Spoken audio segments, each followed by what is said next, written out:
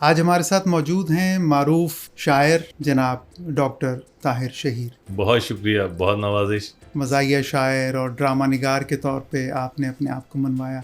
Mobile की मसरूफियत ने आकर बहुत सारा वक्त छीन लिया हमसे, वरना किताब ही तो सारी दुनिया की सैर कराती थी। नए अंदाज से मज़ाहिया शायरी का चैप्टर खोला, तो ये अचानक जो चेंज था वो कैसे आया? मैं सीधी बात सोच ही नहीं सकता। मेरे दिन में कोई भी गाना सुनूंगा, उसकी पैरोडी आएगी। मुझे बाकी जो पॉलिश करने में आप कह लीजिए बुनियादी किरदार अदा किया है वो सुहेल अहमद। सुहेल भाई ने मुझे बताया कि एक्चुअली पंच लाइन क्या होती है, किस तरह चीज़ों को और ऐड कर सकते हो। वो लौटता है कहीं रात देर को, दिन भर वजूद उसका पसीने में ढल के बहता है।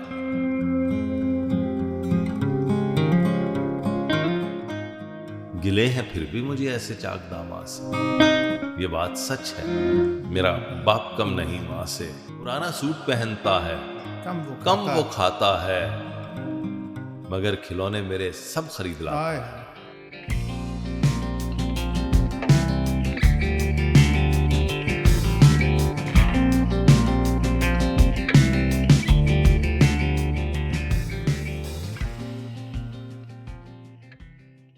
बिस्मिल्लाहिर्रहमानिर्रहीम।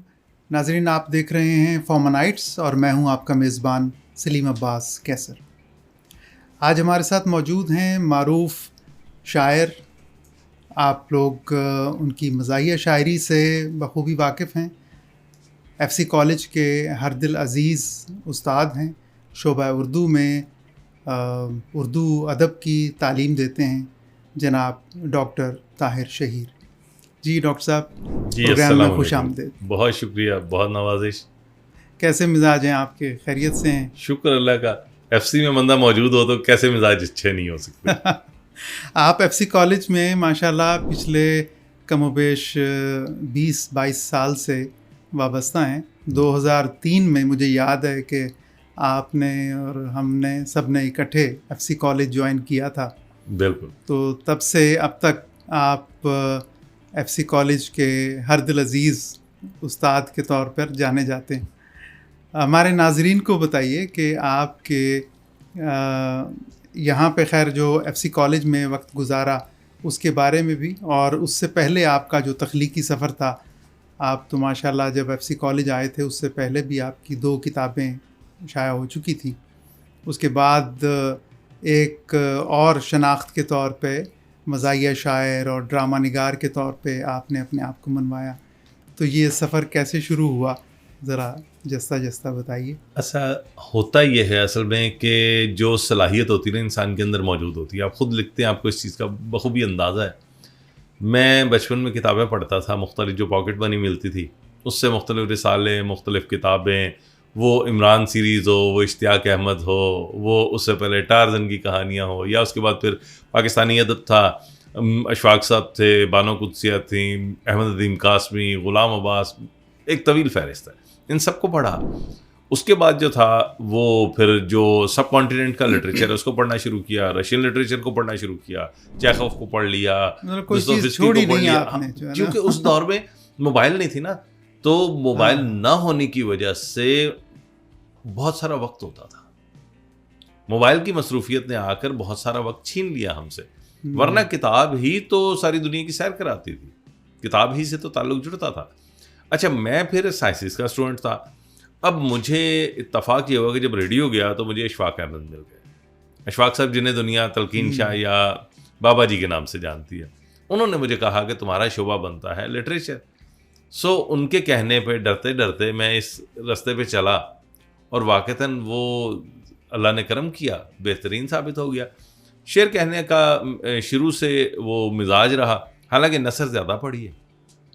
पढ़ने में मुझे नसर पसंद है, शायरी शायद इतना नहीं, मैं अगर कहूँ मुकाबला करके देखो, मुआजना करो तो इतनी नहीं पढ़ी, लेकिन इसके बावजूद वो शेर कहने में ज़रा एक आसानी ये रहती है कि जल्दी से ये सारा लिखा जाता है।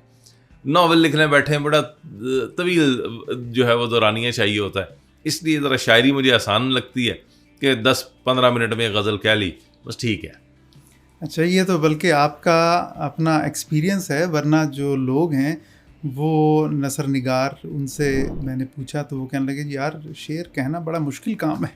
और इतने बड़े मजमून को थोड़े से 2 लाइनों में बयान करना जो है ना जी, वो तो बहुत ही मुश्किल है।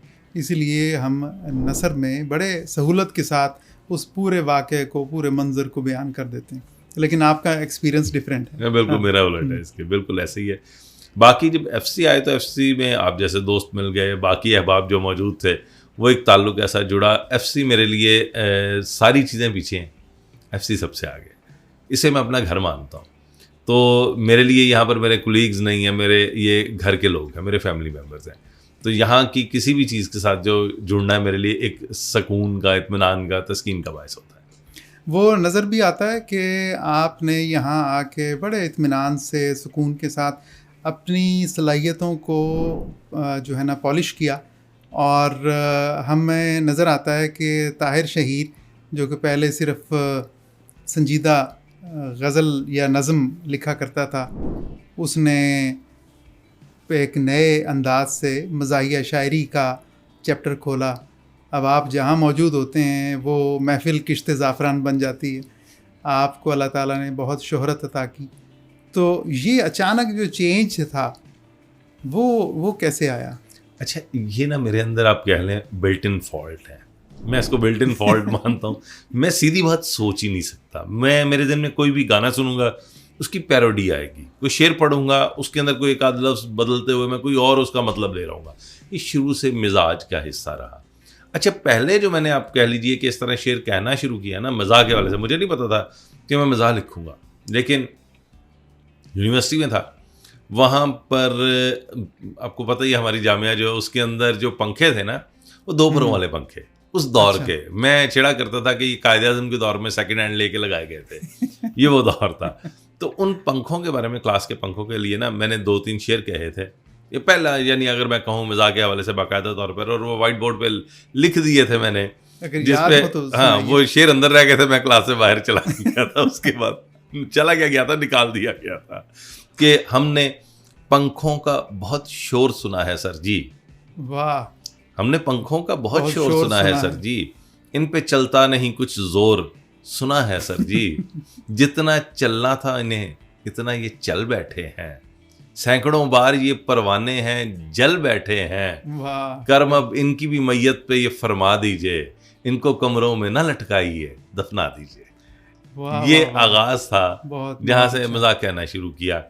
फिर मैंने पहली दफ़ा, शादी के बाद की बात है, 2002 की बात है, पहली नज़्म मैंने कही। हर जितने भी दोस्त होते हैं ना, उनमें एक आध ऐसा दोस्त होता है जिसको देख के आमद होती है, सादा लफ्ज़ों में यूँ कह लीजिए। तो हम सब दोस्तों की शादी हो गई, तो एक हमारा दोस्त रह गया। हमारी उसके बारे में राय थी कि जब हमारे बच्चों की शादियाँ होंगी ना, तो तब इसके भी इम्कानात हो सकते हैं। तो उसके लिए पहली नज़्म मज़ाक के हवाले से लिखी, जो मुझे नहीं कभी मैंने सोचा था कि ये इस तरह वायरल होगी या ये लोगों तक पहुँचेगी। वो थी इंटरनेशनल कुंवारे दी फरियाद कि मेरे ऐस गम दा उपा क्यों नहीं कर दे, मेरा हुण छेती ना ब्याह क्यों नहीं कर दे, कदी लोग कहते सन गबरू जवान आ, हुण तो ख्याल करो मैं भी इंसान आ। तो ये पूरी नज़्म थी, ये मैंने अपने उस दोस्त के लिए लिखी। हम दोस्त मजाक में ये चलता था सिलसिला, तो छेड़ते थे वो, फिर मैंने सुनाई, वो इस तरह वो ऐसी हिट हुई कि बस फिर मजाक की तरफ जो है मज़ीद रुझान बढ़ गया। फिर स्टूडेंटां दे दुख लिखी गई, वो और ज़्यादा वो जुड़ गया कि दिल वाला भेद में भी खोले आए रज के, चंगा पढ़ाई सानू रोले आए रज के, बंदा दसो जिन्हें झूठी गल है फैलाई है, 10वीं तो बाद बड़ी सीधी जी पढ़ाई है। ये हिट हो गई।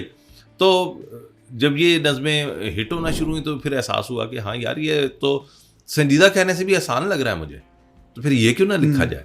असल में आपका मिजाज जो है था, वो उसके अंदर एक मज़ाह का उनसर मौजूद था, और फिर जो चीज़ उसके साथ मैच की वो फिर आपको सहूलत से और आसान लगने लगी। हालांकि एक राय ये भी होती है कि शायरी जो है वो शायरी होती है, मज़ाह जो है वो मज़ाहिया शायरी कोई कमतर शायरी नहीं है, बल्कि वो भी शायरी की एक किस्म है। और वो बाज़ औक़ात मज़ाह लिखना मुश्किल काम होता है कि आपने उसके अंदर एक मज़ाह का एलिमेंट भी डालना है, औज़ान का भी ख़्याल रखना है, सारी चीज़ें करनी हैं। तो ये बताइए कि आपने मज़ाहिया शायरी के साथ साथ नसर निगारी में भी ख़ासा यूँ कह लें कि झंडे गाड़े, 2-3 ड्रामे आपके अब तक ऑन एयर हो चुके हैं, तो वो कैसा एक्सपीरियंस था आपका? बहुत ज़बरदस्त। मैंने आगाज़ जो पहला, अगर मैं देखूँ ना, तो रेडियो के लिए सबसे पहले मैंने एक ड्रामा ही लिखा था, यहाँ से ही आगाज़ हुआ था। अच्छा। लेकिन उसके बाद भी फिर मैंने 2010 में लिखा लव स्टोरी 2010, ये सीरीज़ थी ATV के लिए। अच्छा, उसके बाद फिर PTV के लिए नवाब घर लिखा, प्रोग्राम इसके अच्छा। अलावा शोखियाँ लिखा, फिर इसके अलावा हिफ्ज़ मातबसुम लिखा। होता ये था कि मुझे ये लगता था कि यार इस पे तो बहुत वक्त लग रहा है लिखते हुए, मतलब मैं लिखने बैठा हूँ तो यकीनी बात है ये खासी मेहनत जो है वो इसके लिए दरकार होती है। तो शायरी इसके मुकाबले में तो बड़ी जल्दी से हो जाती है, तो शायरी ठीक है, तो इसलिए मैं ज़्यादा उस तरफ नहीं गया। हाँ, अलबत्ता मेरे पे कुदरत ने वो एक तरह से कह लीजिए कि मैं सुस्त आदमी था, मुझे रास्ता कुदरत ने यूँ दे दिया कि मैं हस्बे हाल से जुड़ गया। हस्बे हाल से जुड़ने के बाद बुनियादी तौर पर सोहेल भाई अजीज़ साहब से मेरा जो ताल्लुक़ था वो इसलिए था कि उनके छोटे भाई थे जुनैद अकरम, अल्लाह गरीक़ रहमत करे उन्हें, वो मेरे बेहतरीन दोस्त थे। तो होता ये था कि सोहेल भाई जब आते तो बाज़-औक़ात ऐसे ही हम शुगल लगा रहे होते, तो उन्हें पता था कि मैं लिखता हूँ, इस तरह कोई ना कोई मज़ाहिया चीज़ सुना दी, कोई भजन है देखो जी ज़रा पैरोडी इंज की जाए, तो उन्हें पता था। तो जब हस्बे हाल शुरू हुआ उन्होंने कहा तू आ जा, ज़रा इधर आ जा, मेरे साथ आ जा। मैं गया हूँ, मेरे वहमो गुमान में नहीं था, मुझे बाकी जो पॉलिश करने में आप कह लीजिए बुनियादी किरदार अदा किया है वो सोहेल अहमद ने। सोहेल भाई ने मुझे बताया कि एक्चुअली पंच लाइन क्या होती है, किस तरह चीज़ों को और ऐड कर सकते हो, खबरों पे तबसरा कैसे होता है, सियासी इंटरव्यू देखो, वो सारा कुछ सिलसिला जब शुरू हुआ, मेरा अपना ख्याल था 2 महीने 3 महीने 4 महीने बड़ी हद, इससे ज़्यादा नहीं लिख पाऊंगा। लेकिन करते करते 15 साल गुजर गए, पता ही नहीं चला। वाह जी वाह। ये सिलसिला चल रहा है मुस्तकिल। करम उसका है, हर दफ़ा ये सोचते हैं बस यार अब क्या दिमाग में आना है, लिखा गया ना सारा कुछ, फिर कोई नई बात आ जाती है। और उसी की वजह से इतनी आप कह लीजिए कि वो सारा रवां हो गया सिलसिला कि 6 मिनट में एक नज़्म, चूँकि ऑन एयर वो आगे करने के लिए टाइम थोड़ा होता था रिकॉर्डिंग में, नज़्म देनी है जी, अच्छा जी नज़्म लिखो जी फटाफट, 6 मिनट के अंदर पूरी नज़्म लिख के, और वो 5 मिनट की नज़्म थी जो रिकॉर्ड करवा दी सोहेल भाई ने पढ़ते हुए, तो ऐसा भी हुआ, वो उससे मुझे आसानी हो गई लिखते हुए। आपने ये तो बताया कि आपका ये जो टैलेंट है ये कैसे पॉलिश हुआ, बड़े बड़े जो है ना वो मारूफ और नामवर लोग इसमें शामिल हैं। ये बताइए कि आपकी जो शायरी है उसमें हमें बड़ी एक मुनफरिद मौज़ूआत मिलते हैं, नए नए जहतें मिलती हैं, तो ये मौज़ूआत क्या खुद ब खुद उतरते हैं या उसके लिए आप क्या ऑब्जर्वेशन आते हैं गायब से, ये मज़ामी ख्याल में होता यही है। बाकी कुदरत की तरफ से एक आप ये कह लीजिए कि ऑब्जर्वेशन है, मतलब मैं कोई चीज़ देख रहा हूँ तो वो कहीं ना कहीं अंदर वो फिट हो जाती है, बैठ जाती है, वो जब लिख रहा होता हूँ तो दिमाग में खुद ब खुद आ रही होती है, मैं लिख लेता हूँ। मेरा कमाल इसमें सच बात यह है कि 1% 2% होगा, बाकी अता है, बाकी करम है। सही नाहल आदमी था, निकम्मा आदमी था, कुदरत ने सोचा इससे और तो कुछ होना नहीं, चलो ये रास्ता दे देते हैं। नहीं, ये तो मुझे सिवाय पढ़ाने के और कुछ नहीं आता था। आप बहुत अच्छे उस्ताद भी हैं यहाँ पे, मोस्टली जितने भी आपके शागिर्द हैं उन सब से मैं मिल चुका हूँ और सभी आपकी तारीफ़ करते हैं और आपका बड़ा एहतराम करते हैं। वो मेरा एहसास है, मेरे शागिर्द मेरा एहसास है। बिल्कुल बिल्कुल। मुझे ये बताइए, हमारा प्रोग्राम का वक्त भी महदूद है और आखिर में लेकिन मैं 1-2 क्वेश्चन आपसे ज़रूर करना चाहूँगा। हाल ही में आप तो माशाल्लाह पूरी दुनिया घूमते रहते हैं और पूरी दुनिया में आपने पाकिस्तान की नुमाइंदगी की है मुख्तलिफ़ मुशायरों में और मुख्तलिफ़ अदबी कॉन्फ्रेंसेस के अंदर। हाल ही में आपने हॉलीवुड के लिए कोई एक फ़िल्म का भी प्रोजेक्ट किया है। जी बिल्कुल, उसके बारे में ज़रा बताएं कि वो क्या प्रोजेक्ट सब कॉन्टिनेंट के हवाले से है, लखनऊ लव्स लाहौर, ये फिल्म का नाम, ये फिल्म का नाम है, जिसमें यानी कुछ पाकिस्तानी हवाले से चीज़ें आ जाएंगी, कुछ इंडियन, वो 2 फैमिलीज़ हैं, वहाँ से कहानी शुरू होती है, फिर कैसे अमेरिका चले गए, फिर वहाँ का सारा मंजरनामा, तो ये मज़ाहिया एक फ़िल्म लिखी है। तो बस उसकी अभी वो रिकॉर्डिंग का सिलसिला शुरू हुआ है, तो देखिए क्या बनता है उसका। मैंने अपने हिस्से का काम कर दिया हुआ है, उसके तो गाने भी मैंने लिखे। अच्छा, ये मुकम्मल करके आपने दे दी है और अब उसके ऊपर रिकॉर्डिंग स्टार्ट है, शूटिंग हो रही है? जी बिल्कुल ऐसा ही है। और कोई टेंटेटिव उसकी टाइमलाइन कि कब तक वो ऑडियंस को देखने को मिलेगी? आप तो इस चीज़ को ज़्यादा बेहतर जानते हैं कि फिल्म की शूटिंग में टाइमलाइन नहीं दी जा सकती, ड्रामे के लिए फिर भी दी जा सकती है, उसके लिए हो सकता है कि 3 माह के अंदर मुकम्मल कर जाएं, हो सकता है कि पता चले 1.5 साल लगेगी है, लेकिन एवरेज यही है कि उनका इरादा यही है कि अगले साल 2025 में। अच्छा चलें 2025 में इंशाल्लाह आपकी जो है ये काविश भी मंजर आम पर आएगी।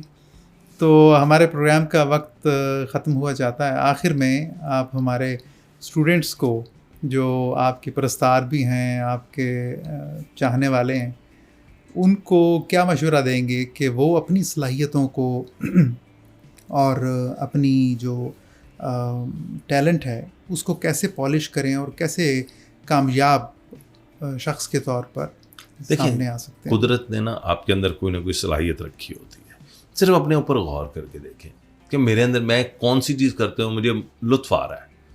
आपका पैशन आपका प्रोफेशन बन जाए ना, ज़िंदगी आसान हो जाती है। तो बाज़ औक़ात यूँ होता है कि हमारा मिजाज कोई होता है, हम पहुँचे कहीं और होते हैं, वो कर रहे होते हैं हम काम, लेकिन वो ये जबर की सूरत में कर रहे होते हैं, वहाँ पर लुत्फ़ नहीं आ रहा होता है। तो जहाँ जिस काम में लुत्फ़ आ रहा है ना, वो आपका शोभा बनता है, उसमें अगर आप आगे जाओगे ना तो आपके आगे बढ़ने के इम्कानात ज़्यादा होंगे। बिल्कुल, बहुत शुक्रिया।